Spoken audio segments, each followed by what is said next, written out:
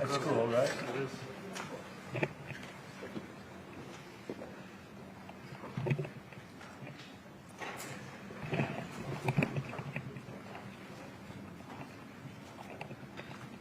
Well, thank you very much. We've just had a great meeting, a really good, very productive meeting. We have one thing in common. We want this city of ours that we love to do very well. And I wanted to congratulate the mayor. He really ran an incredible race against, a lot of smart people, starting with the early primaries against some very tough people, very smart people.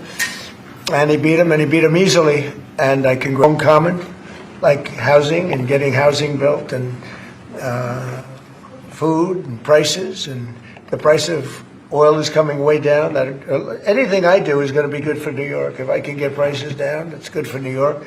And we've got them down, way down from last year. We have, as you know, I've been saying to a lot of people, Walmart said that Thanksgiving this year is exactly 25% less than last year. So that's good for New York, good for everybody. But I just want to congratulate. I think you're going to have, hopefully, a really great mayor. The better he does, the happier I am, I will say. There's no difference in party. There's no difference in anything. And we're going to be helping him to make everybody's dream come true, having a strong and very safe New York. And congratulations, Mr. Mayor. Thank you, Mr. President. Thank you. I appreciate it. Please. I appreciated the meeting with the president, and as he said, it was a productive meeting focused on a place of shared admiration and love, which is New York City, and the need to deliver affordability to New Yorkers, the 8.5 million people who call our city their home, who are struggling to afford life in the most expensive city in the United States of America. We spoke about rent, we spoke about groceries, we spoke about utilities, we spoke about the different ways in which people are being pushed out, and I appreciated the time with the president, I appreciated the conversation. I look forward to working together to deliver that affordability for New Yorkers. Thank you very much. Any questions, please? President Trump, Stephen Nelson from the New York Post. I've got a question for you and then also one for the Mayor-elect. Sure. For you, you referred to Mr. Mamdani as a communist. Can you describe why you feel that way? And also, will you do anything to stop him from arresting Prime Minister Netanyahu if he visits New York? Well, we didn't discuss your second part of the question. And on your first part, I mean, he's got views that are a little out there, but who knows? I mean, we're going to see what works, or he's going to change also. We all change. I changed a lot. From when I first came to office. It's now quite a while ago. It's quite a while. My first term was great. We had the greatest economy in the history of our country. We're doing even better now. We're doing much better now than we did even the first term.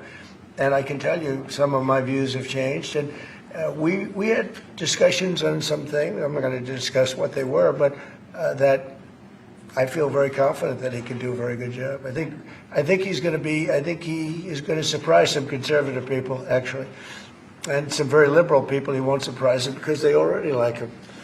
And Mr. Mamdani, it sounds like you had a productive discussion, but just days ago you referred to President Trump as a despot who betrayed the country. You said you would be his worst nightmare and accused him of having a fascist agenda. Are you planning to retract any of these remarks in order to improve your relationship? I think both President Trump and I, we are very clear about our positions and our views, and what I really appreciate about the president is that the meeting that we had focused not on places of disagreement, which there are many, and also focused on the shared purpose that we have in serving New Yorkers. And frankly, that is something that could transform the lives of the 8.5 million people who are currently struggling under a cost of living crisis, with 1 in 4 living in poverty. And the meeting came back again and again to what it could look like to lift those New Yorkers out of struggle and start to deliver them a city that they could do more than just struggle to afford it, but actually start to live in it. And I've been called much worse than a despot, so it's not that insulting.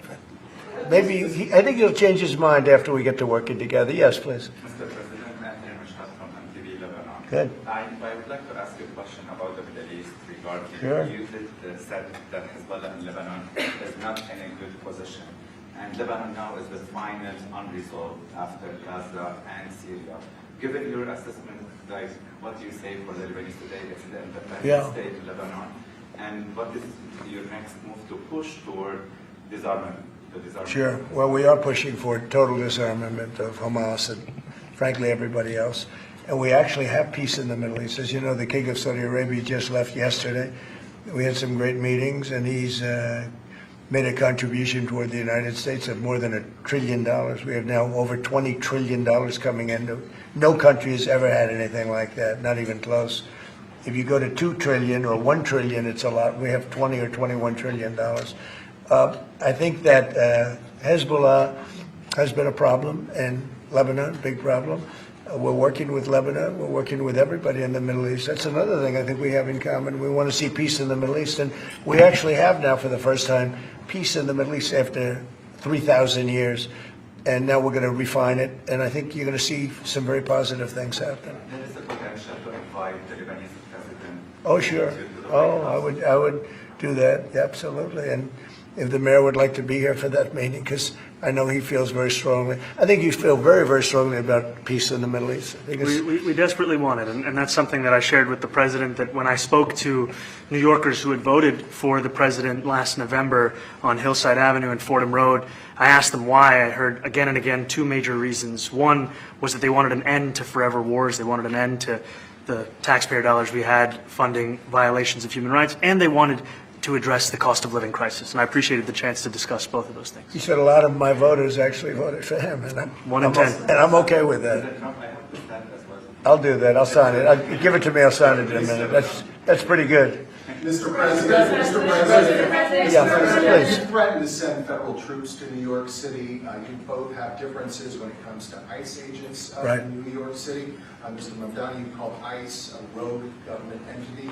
I wonder how you reconcile your differences on both of those issues. Well, I think we're going to work them out, and I think that if we have known murderers and known drug dealers and some very bad people, we want to get them out. And the mayor wants to have peace. We discussed this at great length, actually, maybe more than anything else.